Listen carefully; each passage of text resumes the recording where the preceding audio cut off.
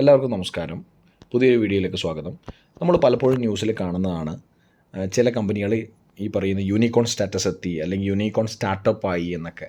അപ്പോൾ എന്താണ് basically unicorn എന്നുള്ളതാണ് നമ്മൾ ഇന്ന് ഈ ക്ലാസ്സിൽ ഡിസ്കസ് ചെയ്യുന്നത്.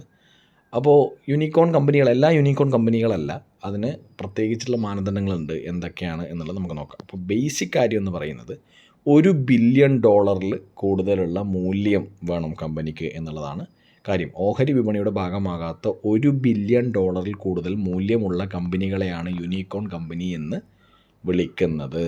അപ്പോൾ ഇത് ഇമ്പോർട്ടൻ്റ് ആയിട്ടുള്ള കോൺസെപ്റ്റാണ്. The term unicorn refers to a privately held startup company with a value of over $1 billion. അപ്പോൾ ഏതൊക്കെയാണെന്നുള്ളത് നമുക്ക് പിന്നെ നോക്കാം. Term unicorn refers to privately held startup. അപ്പോൾ യൂണിക്കോൺ സ്റ്റാറ്റസ് ഉള്ള സ്റ്റാർട്ടപ്പ് എന്ന് പറയുന്നത് എന്താണ്? ഏതാണോ ആ സ്റ്റാർട്ടപ്പ് അതിന് $1 ബില്യൺ വാല്യുവേഷൻ അല്ലെങ്കിൽ മൂല്യം ഉണ്ടാവണം എന്നുള്ളതാണ് പറയുന്നത്. 2013 ഈ യൂണിക്കോൺ എന്ന് പറഞ്ഞ ടേം കോയിൻ ചെയ്തിരിക്കുന്നത്. 2013 ഈ പുതിയൊരു ടേം, എക്കോണമിക് ടേം കോയിൻ ചെയ്തിരിക്കുന്നത്, യൂണിക്കോൺ എന്ന് പറഞ്ഞ ടേം. സ്പേസ് എക്സ് ഒരു എക്സാമ്പിളാണ്. ഇനി നമുക്ക് ഫെമിലിയർ ആയിട്ടുള്ള കമ്പനികളിൽ ഏതൊക്കെയാണ് യൂണിക്കോൺ സ്റ്റാറ്റസിലുള്ളത് നോക്കാം.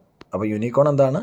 $1 ബില്യൺ വാല്യൂ ഉള്ള പ്രൈവറ്റ് കമ്പനിയാണ് നമ്മൾ എന്ത് വിളിക്കുന്നത്? യൂണിക്കോൺ കമ്പനി എന്ന് വിളിക്കുന്നത്. മേക്ക് മൈ ട്രിപ്പ് ഒരു യൂണിക്കോൺ കമ്പനിയാണ്, മേക്ക് മൈ ട്രിപ്പ്. അതുപോലെ ഇൻമോബി യൂണിക്കോൺ കമ്പനിയാണ്. അതുപോലെ തന്നെ പേടിഎം അതെ. അതുപോലെ അതെ, ഓല, സൊമാറ്റോ, പിന്നെ റിന്യൂ പവർ ഇങ്ങനെയുള്ളതെല്ലാം എന്താണ്?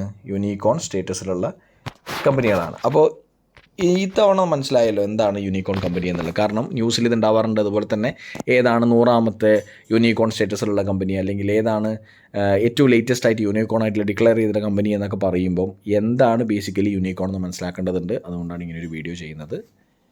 By, take care.